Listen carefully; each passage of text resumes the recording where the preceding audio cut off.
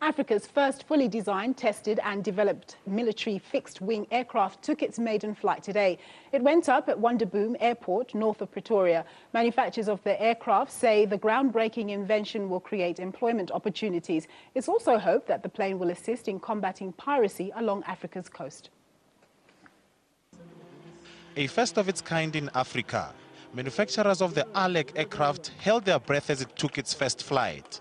They say it performs combined tasks that previously required 4 separately configured planes.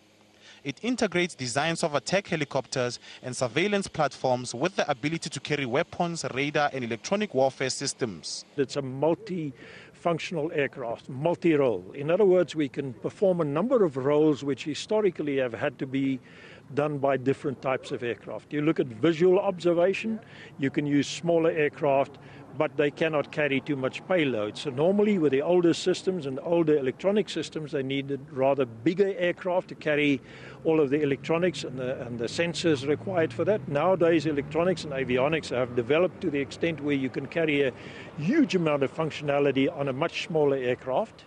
98% of this aircraft's parts were designed locally by the engineering team. The Alec aircraft was presented 2 years ago as a design project. Its manufacturers say it is well suited to tackle piracy and conflict resolution on the African continent. It can work in very tough conditions, and we see it having significant application in anti-piracy operations, anti-poaching operations, border patrol, ground reconnaissance, conflict resolution, peacekeeping. It's exactly what it's designed for. The manufacturers say the aircraft is not only a solution for Africa, but for defense forces around the world. Offenses Timo, SABC News, Pretoria.